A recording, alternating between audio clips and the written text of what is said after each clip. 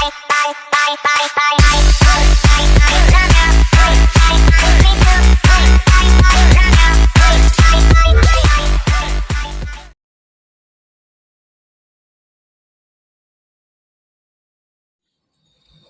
guys! Welcome back to R&N TV. So for this vlog guys, ang gagawin ko ngayon ay i-demo ko ngayon sa inyo kung paano nga ba ginagamit yung ice crusher. So ano ba guys yung ice crusher? Bale, ito siya guys. Ayan.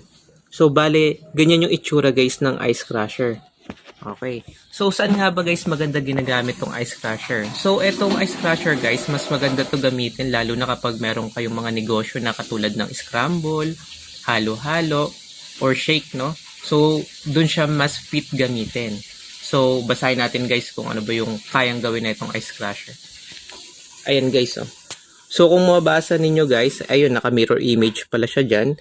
So, kung mabasa ninyo guys, etong ice crusher, etong production efficiency niya ay kaya niya mag-crush ng ice up to 65 kilograms no, per hour. So, imagine ninyo guys, mas mabigat pa sa isang kaba na bigas yung kaya niya kada oras na kaya niyang i-crush, no? So, ngayon guys, hindi ko na ito patatagalin. Simulan na natin to. Ayan guys. So, bale, ito na guys yung ice crusher natin. Yan na siya. Yan. Yan yung itsura niya. Ito yung handle. Then, ito yung bowl. Power button. Then, yung plug niya. Yan. Then, pag inangat natin itong handle guys, ayan guys. Ayan, may kita natin. Ito yung parang mga ngipin. Ito yung pipigil dun sa yelo para dumulas kapag pinush natin siya. Kasi ito yung gagamitin natin pang push. Ayan guys. Oh. Ipupush lang yan na ganyan. Ayan. Pare, lalagyan natin yelo dito. Yan, ipupush lang natin gamit to. Yan, para mag-grind siya dun. Yan. Kasi ito yung ano sa kanya guys. So, itong blade na yan. Oh. Yan. And yung gigiling sa kanya mamaya yung mag-grind. Yan. Tapos lahat ng ano, yung magigiling natin dito, yung mga crush ice na, dito na siya uhulog dito sa may mixing bowl. So tara guys, simulan natin to.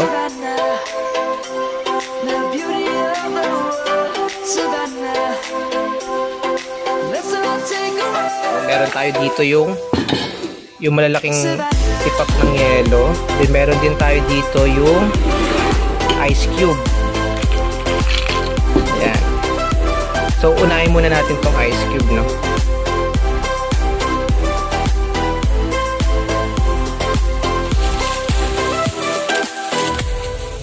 Night is gonna come. The birds have just begun. We will always take a stand for the people, for the Ayan, so plastic gloves lang muna tayo. Ayan. for the animals we stand. Let's go back to when trees were swung. Then sasaksak lang natin. Kids across the lane. Ayan. So ngayon nakasaksak na siya guys. I-on lang natin yung power button niya. Ayan. So marinig din nyo guys. Ayan siya guys. So maingay.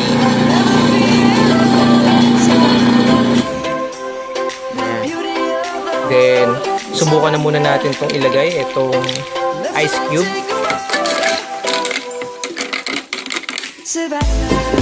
Then, pupush lang natin gamit to.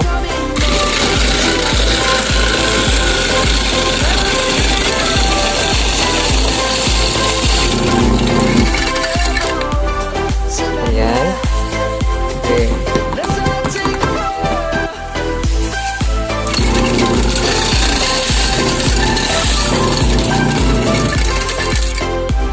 ayun na guys, oh, ang bilis niya lang guys.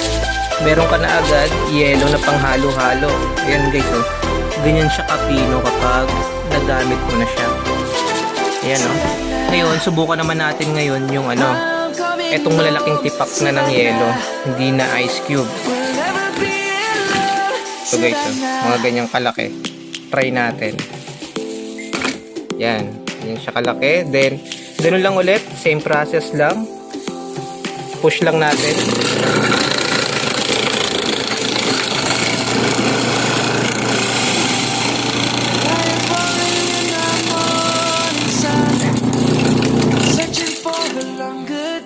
Ayan guys, oh. Ayan siya, oh. Pino na siya guys, oh. Ayun, may natira pang konti dun, oh. Yan, dagdagan pa natin. Ito guys, dito ulit kalaki. Lagay natin. Then, ganun lang ulit.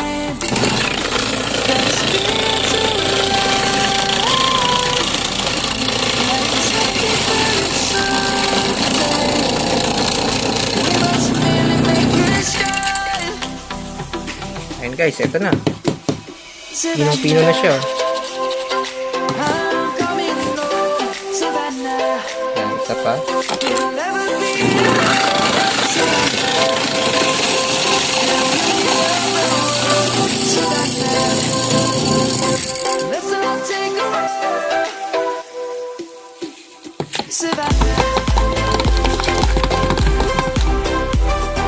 Ayan guys, marami na tayong crush ice ngayon. Ayan na siya. Ayan. Tapos ngayon, tapos na siya gamitin. I-power off lang natin. Ayan. Then, hugutin sa saksakan.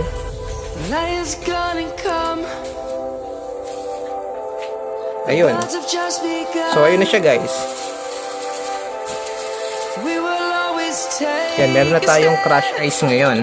Eto na guys yung pwede natin ngayong gamitin sa sa halo-halo, sa scramble, sa shake. Pero kung gusto pa ninyo guys na mas pino pa dito, after ninyo i-crush ice, gumamit ng ice crusher, pwede na natin to ngayon, isalang ngayon sa blender.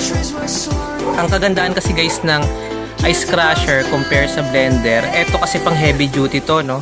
Hindi katulad kapag ginamit ninyo yung mga blender ninyo, ito yung ikakasira ng blender ninyo kapag sinalangan ninyo ng mga ganito kalalaking yelo yung blender ninyo, malamang sira talaga yun. Kaya ito yung pang heavy duty.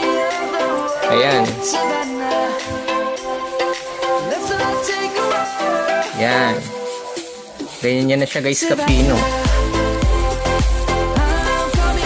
Ayan. Yan. So, bali, eto lang guys yung tutorial natin ngayon kung paano gumamit ng ice crusher. So, para sa mga may gusto pa guys na mga ganitong tulad na ganitong video, so please subscribe to my channel and please click the notification bell para updated po kayo sa aking mga upcoming uploads. Thank you guys!